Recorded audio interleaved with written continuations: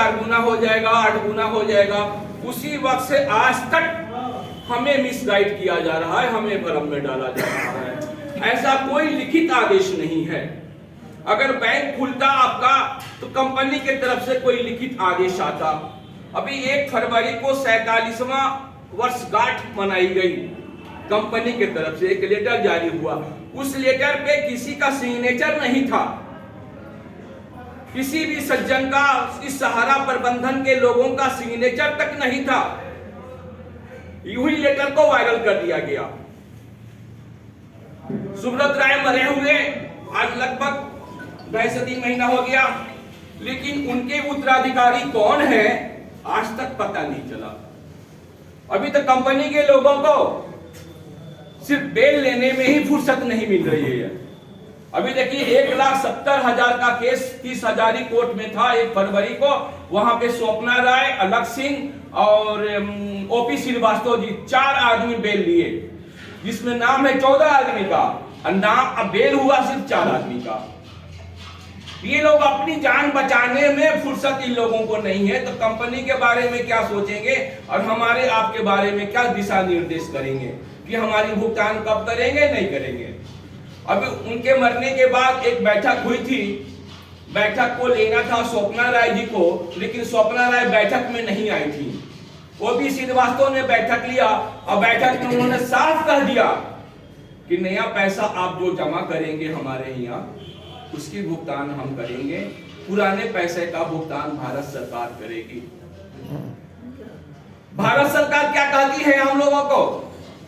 18 जुलाई को portal launch हुआ और ठीक उसके 16 दिन के बाद 4 अगस्त को माननीय सहकारिता मंत्री, माननीय गृह मंत्री अमित शाह जी कहते हैं कि मैं आपका डूबा हुआ पैसा दे रहा हूं। हमारे मंत्री कह रहे हैं, भारत सरकार के मंत्री कह रहे हैं कि मैं आपका सहारा का डूबा हुआ पैसा दे रहा हूं। कंपनी अगर डूबी नहीं रहती तो सहारा हॉस्पिटल, जहां सालाना हमको 20,000 करोड़ रुपया इनकम हो रही थी, सॉरी 200 करोड़, 20,000 नहीं, सॉरी 200 करोड़ सालाना इनकम थी, उसको बेच दिया गया। सिर्फ 500 करोड़ रुपया लोन था उस पे, 500 करोड़ रुपया लोन था DHLF कंपनी का 13% ब्याज के साथ। क्योंकि कंपनी को कोई छोटा मोटा लोन कोई भी छोटे मोटे इंटरेस्ट के साथ नहीं दे सकती है कोई भी बैंक लोन नहीं दे सकती है। इसलिए इन्होंने जाकर के DHLF से 13% ब्याज के साथ इन्होंने 500 करोड़ रुपया लिया। 13% ब्याज के साथ वो उसका इंटरेस्ट होते होते इन्होंने सोचा था कि सेबी से मैं पैसा लेकर के ये पैसा वापस कर दूंगा, लेकिन ऐसा हुआ नहीं। 500 करोड़ लोन हुआ, अब 500 करोड़ रुपया इंटरेस्ट हो गया। 1,000 करोड़ और 940 करोड़ सहारा हॉस्पिटल डील हो गया। उसने DHLF ने जबरदस्ती उसको नीलाम कर दिया, हेल्थ केयर उसको ले लिया।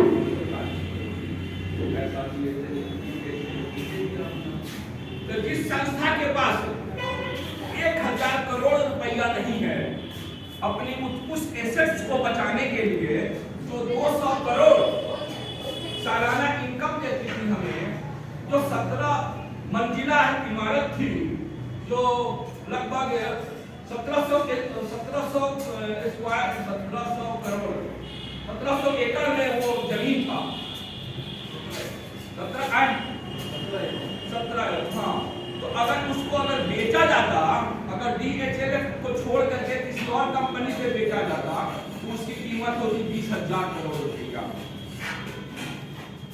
20,000 करोड़ रुपए का सहारा हॉस्पिटल की कीमत होती, लेकिन सिर्फ 940 करोड़ रुपया में। किस बुनियाद पे तो कह रहे हैं सहारा बैंक खुलेगा? सहारा सहकारिता बैंक कैसे खुलेगा? उसके कुछ नियम होते हैं ना। RBI इनको जिंदगी में कभी भी लाइसेंस नहीं दे सकता है। अभी तो फाइनेंशियल का केस चल रहा है भाई। अभी सुप्रीम कोर्ट में फाइनेंशियल का ही, सॉरी दिल्ली हाई कोर्ट में फाइनेंशियल का ही केस है। एसएफआईओ के द्वारा दर्ज है वो केस कीसॉप का और फाइनेंशियल का। फाइनेंशियल में कमर्शियल का, कमर्शियल का भी केस चल रहा है। उससे बहुत सारा ड्यू है पेमेंट हम लोगों का। अभी तो उसमें भी इनको बेल लेना है स्वप्ना राय जी को। इसलिए इनके भ्रम में आप नहीं रहें। ये भ्रम आपको डालते रहेंगे, कहते रहेंगे कि बैंक हमारी खुल रही है। अभी एक लिस्ट आया है हमारे पास, प्रमोद जी का, सेक्टर मैनेजर विक्रमगंज का फोन आया था अभी 2 दिन पहले रात में 8 बजे। बोले सरफराज जी एक लिस्ट आया है सारे जमाकर्ता का, जिसका डिफिशियंसी पोर्टल पे है, उन लोगों का लिस्ट आ गया है। जो 20,000 से नीचे हैं, जिनका अमाउंट है, उन्हीं का वो मेंबरशिप फार्म भरना है। हमने कहा कैसे भराएगा सर, ऑफिस तो बंद है आपका, खोलिएगा तब ना।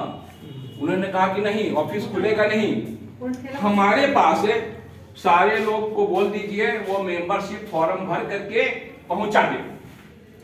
हमने कि आपके पास तो हम नहीं बोलेंगे, आपको जरूरत है तो आप विक्रमगंज जाइए, ऑफिस खोल करके लोगों से लीजिए, हम आपके पास नहीं पहुंचाएंगे। हमारे जमाकर्ता के पास पैसा नहीं है कि वो आपके पास जाके पहुंचाएंगे। अच्छा पहुंचा देंगे तब तो हमको गया जाने के लिए, जोन जाने के लिए पैसा भी देना पड़ेगा। हमने कि फोन रखिए भैया, हमारे पास समय नहीं है आपसे बात करने के लिए, फोन हमने काट दिया। ये देखिए कंपनी ने डिफिशियंसी का जो मैसेज आया कि कंपनी की जिम्मेदारी है दूर करना,